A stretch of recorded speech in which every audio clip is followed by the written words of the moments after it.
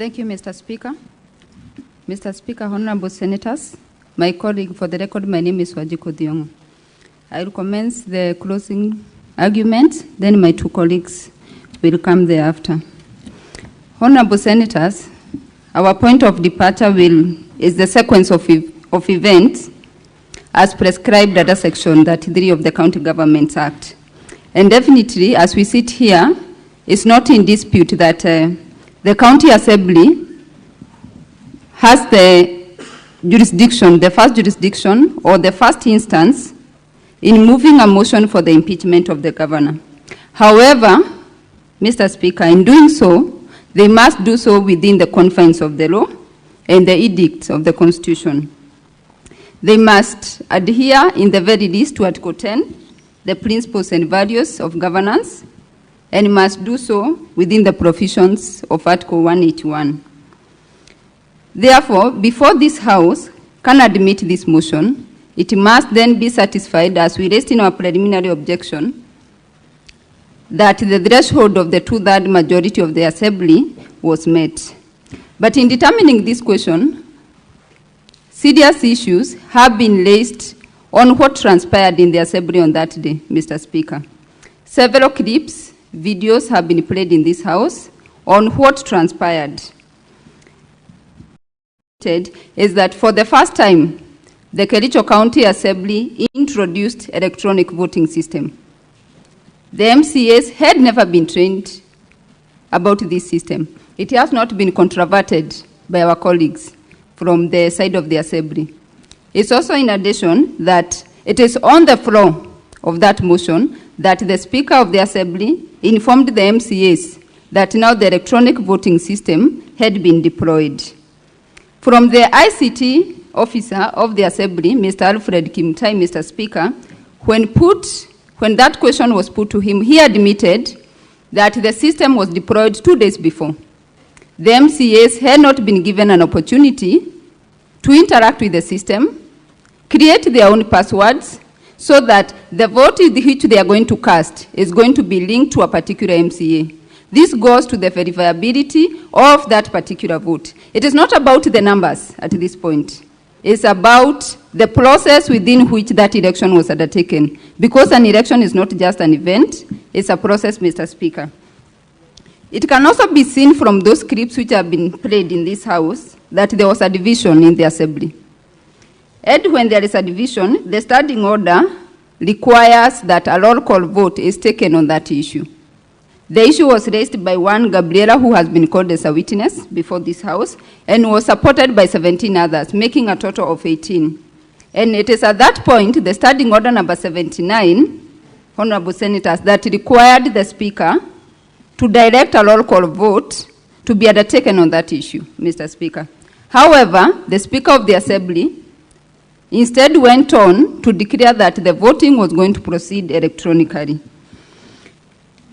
It is not clear why at this point, for a matter of this magnitude, because as we sit here, the decision that is going to be undertaken, that was undertaken by the Assembly, is going to take away the political right of the governor, because he was declared as the duly elected governor. But on the same breath, is going to take away the decision and the will of the people of Kericho County. So that a matter of this magnitude, it has not been explained by the Assembly why was the rush to use the system, which was being piloted for the first time, to vote on this motion, Mr. Speaker. And looking at that system and the various questions which have been raised by the honorable senators, it's clear that the system had serious doubts. There were serious issues of manipulation, and the 3 ICT experts, as they came here, they could not clarify or clear the doubts which were raised by the senators. There was issues which were raised about the geographical location of the particular votes. And as we stand here, every vote could not have been linked to the geographical location. And the answer is one. The configuration or the manner in which the system has been set does not secure the votes. Mr. Speaker, it is also admitted, it's not disputed, that on the material day, I have heard the counsel for the governor indicate that the username is like the email address, and the password was unique But in this case, it was an ID number. How many times do we sign with our ID numbers when called upon? It is clear from the list of even the laptops that was supplied to them that they had to write their own ID numbers. As they sign various registers, Mr. Speaker, they had to indicate the ID numbers. So what is unique about the ID numbers when we talk about a password? And it is clear from the 3 ICT experts that the two-factor authentication or the multi-factor authentication was not created for this system, so that every particular vote can be linked to the MCA. Also at the same time, from the Hansard at page 195 of the governor's Bado, the Speaker himself of the Assembly publicly announced that the ID number is the password. So it was no longer a secret of what the password was, Mr. Speaker. And at the same time, issues arose about whether the MCAs had brought the tools of trade, particularly the gadgets which were required to conduct business. But as it has been shown, is for the first time they were going to use electronic voting. No prior notice had been given to the MCAs, and that was declared on the floor. So that when the MCAs have given evidence that they did not have their phones, they cannot then be faulted, because in the normal conducting of their business back in the Assembly, it is for the first time that they were required to use their phones. Mr. Speaker, it has also been shown also about the user name, which is not disputed, that the first link had all the usernames. And every MCA had access to the link and could then access the username or the IPPD address for the MCAs. And with that, Mr. Speaker, the case for the Assembly is that 3 voted. But the question the House should ask is the verifiability of these 33 votes. Can you link the vote of each and every which was casted or which is said to have been casted to the particular MCA? It has also been admitted that the MAC address for the devices used in casting these votes could not be submitted to this House by either of the ICT officers. And with that, even as we narrow down, on the governor's side is that 18 MCAs did not vote. And narrowing it down is that there are 4 disputed votes in this case. That's the vote of Martin Kiprangat, who testified yesterday. We have the vote of Kibet Mosuben. We have the vote of Amos Biril and Edna Chepkirui. And just to attempt to address the issue of Edna, she has 2 conflicting affidavits. And as the Assembly is faulting the governor's side for not calling this witness, they have equally not called her to come and produce this affidavit. And as such, we are left at a point whether indeed she did sign that affidavit with the Assembly. But also we have the clip of Kibet Mosuben, which was played where he received a call from Mr. Logon, who was the motion mover. And the best defense the motion mover would give was that that's not my voice and I do not drink. But he has not given controverting or evidence to controvert that evidence. He has not given his call logs to say, on this particular date, I did not call Honorable Kibet. He has not controverted that clip apart from just denying, which is so easy to say, that's not my voice as it is, even when clip has been played. And so that, Mr. Speaker, as I wind up, from the system, without these doubts being created, the ICT officer from the Assembly could not supply the system security certificate for this system, could not supply the penetration certificate for this system. He also admitted there was no personalized password which was created for every MCA. And what was available as the password was the ID which was available to other third parties. So that the question then the Honorable Senator should ask, how secure was the system? And how verifiable is the vote which was cast? Honorable Senators, as you look at the affidavit of Mr. Alfred Kimutai, the ICT officer, at paragraph 23, 30, 31, and 32, it is his admission that the system designed is very simple, accurate, verifiable, secure, and user-friendly. However, with the doubts which have been created about the system, has it met those standards? But also in the same breath, even after this House, let me use it on a right note, ordered for the server to be opened. And the ICT experts had to testify. It has created more doubts than answers to these honorable senators about the verification of the votes and the security of that system. And it's not even in any way comforting.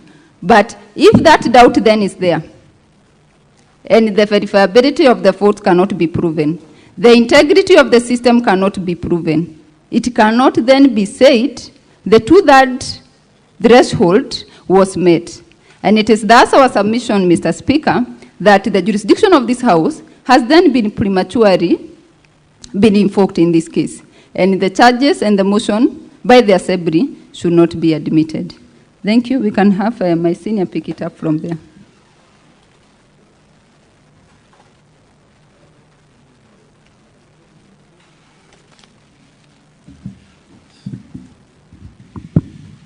Mr. Speaker, sir, and the honorable senators, allow me to pick up from where my colleague has left and complete our submissions on the questions of the ICT issues raised in these proceedings.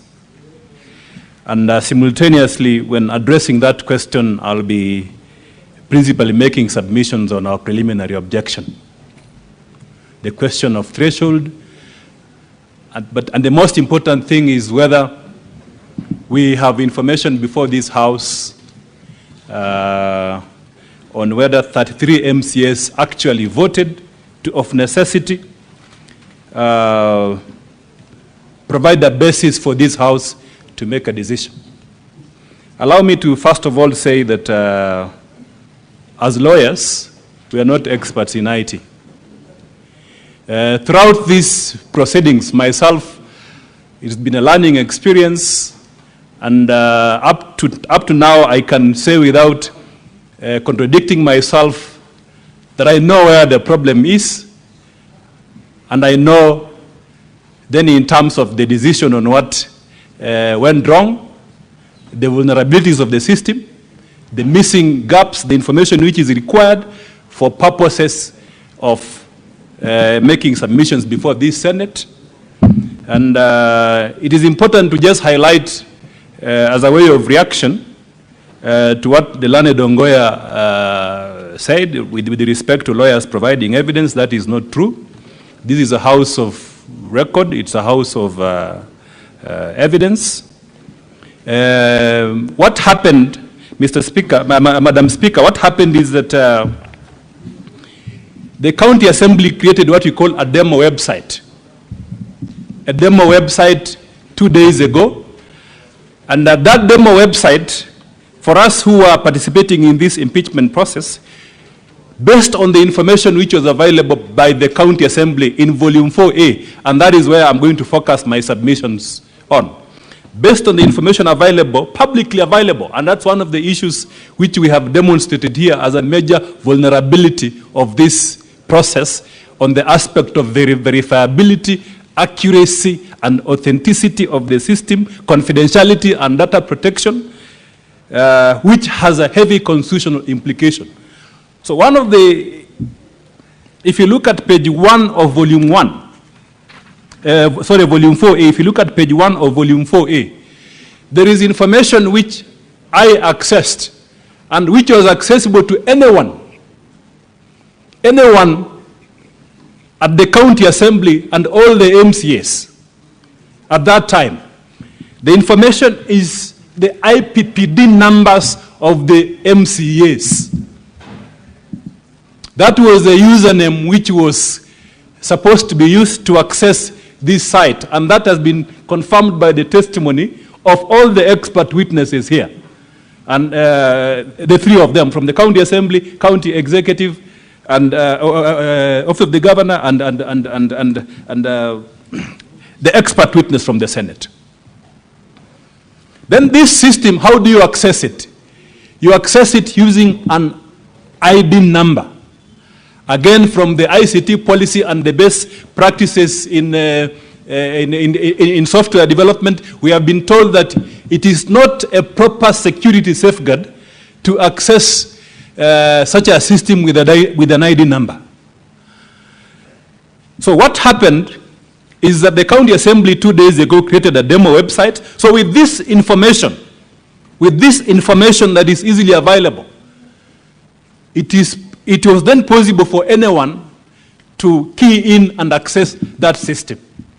So it begs then the question, because the ID numbers are contained in volume 4A, that is page 1. The IPPD numbers are in page 4. And it begs a fundamental question which it keeps on recurring in this House, even from the questions which have been asked by the senators and the responses which were given by the ICT expert from government, from the ICT authority.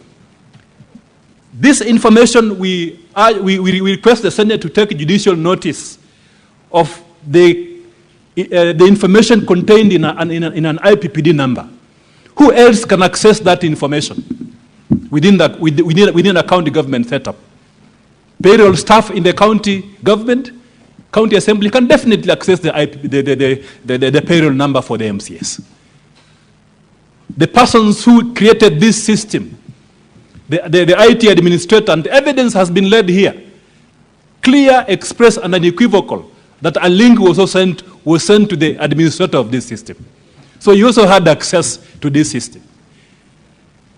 The other persons who had access to this system are any person then who had mischief. Any person who had mischief will then access this system because it's data that is easily available. So that concern, we are saying, is an important aspect which you need to consider when making your decision on the question of threshold, which is a requirement of Section 33, Paragraph 2 of the County Government Act. Because the meat of this matter, the substance of this matter, the question that is before the Senate for determination is whether 33 MCS actually voted. Secondly, whether the 33 MCS met the constitutional threshold. Thirdly, whether the 3 MCS who claim that they were not, they did not vote, but someone voted for them, whether that evidence is credible, and if that is accepted by the Senate, then it affects the threshold. It affects the threshold. It means then there is no proper motion before the House, and on that basis, based on the legal doctrine that the law matters, that county assembly as a house is also governed by the law. We can do what we want, yes, but we must follow the law. We are all servants of the law. It is the law that drives everything that we do, including proceedings that are conducted at the county assembly.